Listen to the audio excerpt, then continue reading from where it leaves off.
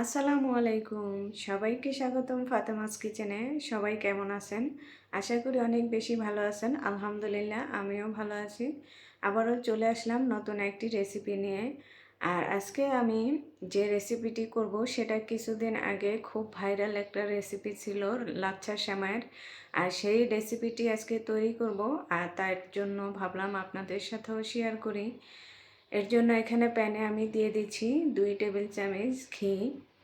আর এখন ঘিটা গলে আসা পর্যন্ত অপেক্ষা করব। আর ঘিটা গলে আসার পর এখানে আমি দিয়ে দিব 1 প্যাকেট লাচ্ছা সেমাই। এখানে যে কোনো ব্র্যান্ডের সেমাই ব্যবহার করতে পারেন।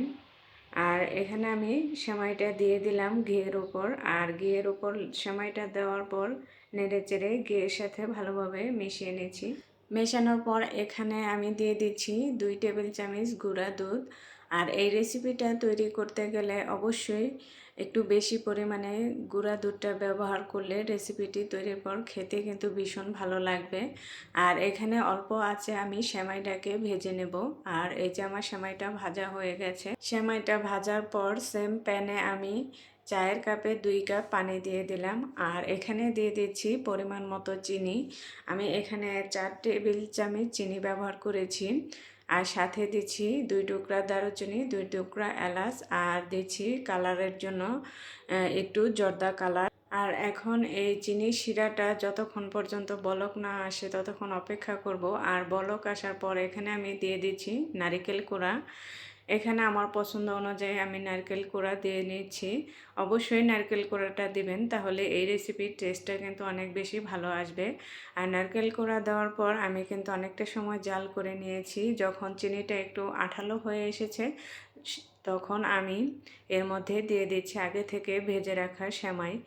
আর এই সেমাইটা দেওয়ার পর কিন্তু অনবরত নেড়ে চেড়ে যেতে হবে, তা না হলে কিন্তু নিচে লেগে যাবে। আর এখানে চুলার আঁচটা কিন্তু লোতে রেখেই এই কাজটা করতে হবে। আর নামানোর আগে এখানে আবারও আমি দিয়ে দিচ্ছি 2 টেবিল চামচ গুঁড়া দুধ। আমি তো আগেই বলেছি এখানে দুধ ব্যবহার করলেই রেসিপিটি বেশি টেস্ট হবে খেতে। আর এখন দুধটা দেওয়ার পর আমি ভালোভাবে মিশিয়ে নিলাম। আর নামানোর আগে আবারও দিয়ে দেব 1 চা চামচ ঘি। আর এই ঘিটা দিলে কিন্তু ফ্লেভারটা অনেক বেশি ভালো আসবে।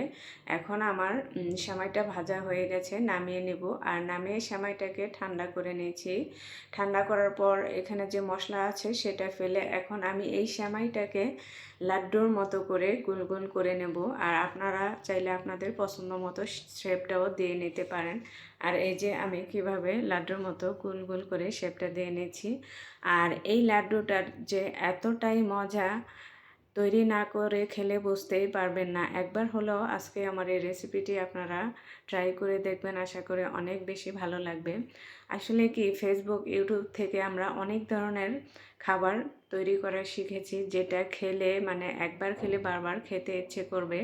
আর আজকে আমার রেসিপিটি কেমন লেগেছে অবশ্যই কমেন্ট করে জানাবেন। আর ভালো লাগলে যারা ফেসবুক পেজ থেকে দেখবেন তারা আমার পেজটা ফলো করবেন। আর যারা আমার ইউটিউব চ্যানেলে নতুন তারা আমার চ্যানেলটিকে সাবস্ক্রাইব করে চ্যানেলের সাথেই থাকবেন। সবাই ভালো থাকবেন, সুস্থ থাকবেন। আল্লাহ হাফেজ।